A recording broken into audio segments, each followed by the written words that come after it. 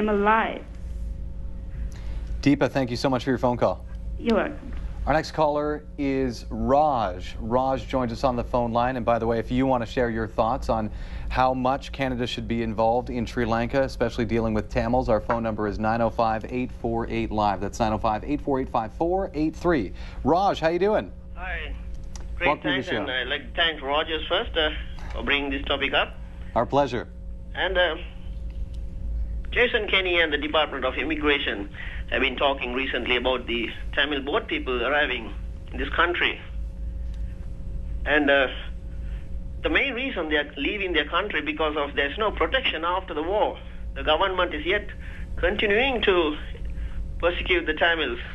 And there were over 100,000 unaccounted for. And Gordon Weiss, the UN spokesperson in Sri Lanka, he mentioned at least 35 to 70,000 people were killed during the last days when we were on the streets.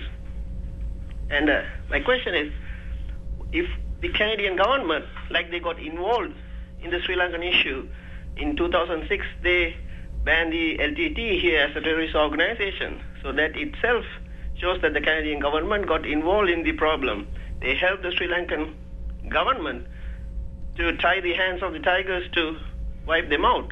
So now when the war is over, they cannot wash their hands off the problem. They have to get involved and bring a solution for the Tamils. So now is the great time for the Canadian government to get involved through the UN and bring a lasting solution for the Tamils. So what would you like to see the Canadian government do? At the moment, they should, there's a UN panel. UN is going to bring a resolution against Sri Lanka. So the Canadian government with the rest of the other Western countries should support the UN to bring war crimes charges against Sri Lanka first. And then they should push for Tamils self-rule and for their rights. At the moment, only countries like Iran, China has been backing Sri Lanka in the UN. Well, I appreciate your thoughts, and our phone lines are open. That was Raj calling us, and our phone number 905-848-LIVE. That's 905-848-5483. You know, for me, I was born in Canada, raised in Canada, so I've seen this so many times when you have, and growing up in school, you have so many people involved in Canadian politics, but also with sort of a leg in the water back in their home politics. And even if you look at the history of Canada, you can basically determine that the bulk of our new Canadians will come from either economic or political strife. And so rarely are you able to celebrate the victory of installing Canada's very strong Charter of Rights and Freedoms in other countries, or even a look-alike. And again, we've talked about all the big ones: Rwanda, Afghanistan, and although we didn't have Yugoslavia. Yugoslavia is a great example of where we were getting so many new Canadians from, but we were unable to implement our sort of personal rights and freedoms there. And not to say it's a lost cause, anything could happen, but it seems, as a big supporter of immigration that I am, I always say it's better to just bring everybody in harm's way over here, obviously make sure they're all safe and healthy, happy people, and bring them over here and have them settle and become part of Canada's greater fabric. It seems to me almost impossible to go back from Canada and reverse basic Charter of Rights and Freedom and independence laws back in their home country. But there is this hope, and maybe Sri Lanka will be the one that we can make a difference on. And you're saying that trade sanctions would be the most obvious ones. Well, I think trade sanctions. I also think that as a country we can add our collective national voice to the ever-growing call for an international war crimes inquiry, to only strengthen the call that already exists in the international community.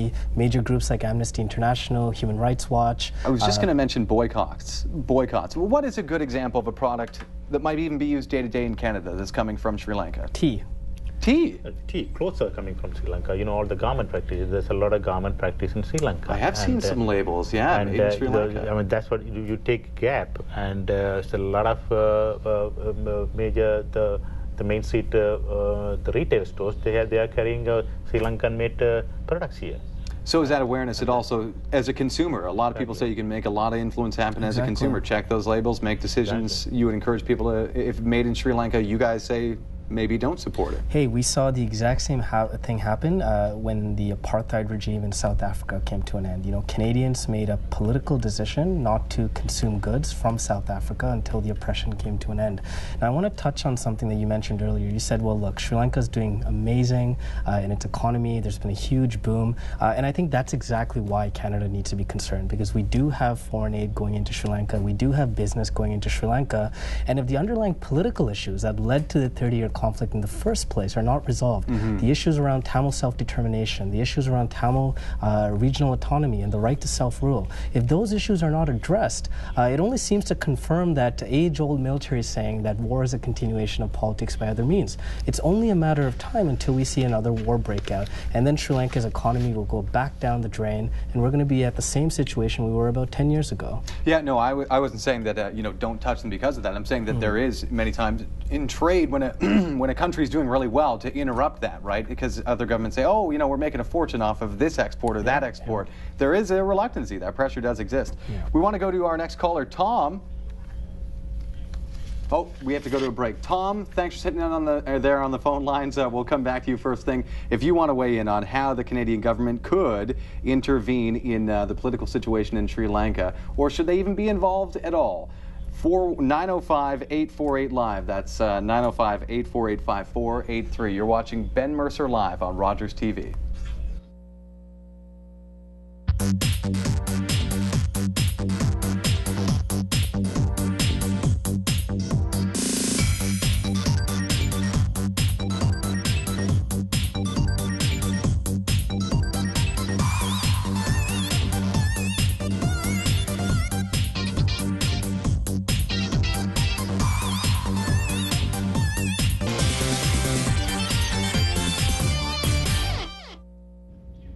Welcome back to Ben Mercer Live. Phone lines are open. We're discussing raising awareness about Tamil people in Sri Lanka. And of course, here in Peel Region, we have thousands, more than likely tens of thousands, somewhere around 50,000 Tamils here in Peel Region alone.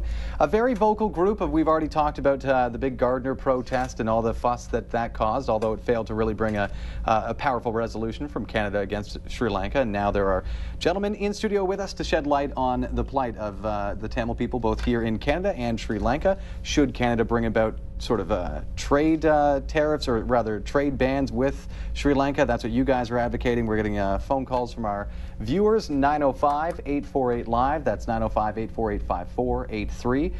And we're going to take a call from Tom now. Tom, thanks for hanging on the phone line. Welcome to the show. Thank you very much for giving me the opportunity to join with you guys. Our pleasure. Actually, this is a very nice topic that you guys are bringing up, and I would like to thank the two gentlemen that are in the studio representing the Tamil community.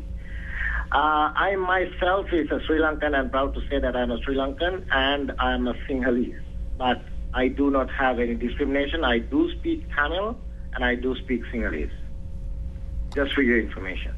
To highlight the distinction, for the callers who are going, what's this all about? So to highlight the distinction, obviously there's some, you know, what might seem to be a conflict is actually not, but to explain to the layman, what does that signify? We are not to do against the Sinhalese people here. You know, yeah. We only, I'm sure the gentleman knows the history of in Sri Lanka, what's happening since independence.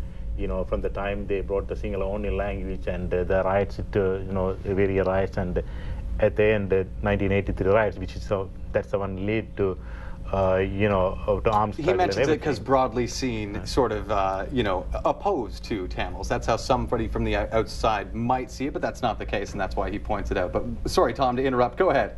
Yeah. Well, as I said, like I'm sorry to say this, but the younger gentleman and the little bit of a mature gentleman there in the studio, I would like to ask one single small question from the younger gentleman. Is he born in Sri Lanka or Canada? His name is Krishna, and you don't have to answer that if you're not comfortable, but whatever you want. Well, neither, actually. I was born in Germany. My parents fled the island of Sri Lanka in 1983 due to an infamous pogrom that was called the Black July Riots, which left over 4,000 town people dead. My mother, in fact, worked for the civil service in Sri Lanka, and unfortunately, she was chased through the streets of Colombo, the capital of Sri Lanka, by machetes and knife-wielding mobs. And that's how I ended up in Germany. Okay. Why is that question of interest to you, Tom? Well, the thing is, this is what it is, right? The reason I asked him was because of his accent, because I know that he either studied in Canada or some other country, because he's a younger gentleman, right? But having said that, now what I want to come to your question, Ben, to begin with, whether Canada should get involved. Now, one thing, let me explain to the whole viewers. Sri Lanka was fighting, the Sri Lankan government was fighting against a world dangerous terrorist organization. This is called LTTE. It is nothing to do with Tamil people. To be honest with you, when I came to Canada 10 years ago, I was being given shelter and food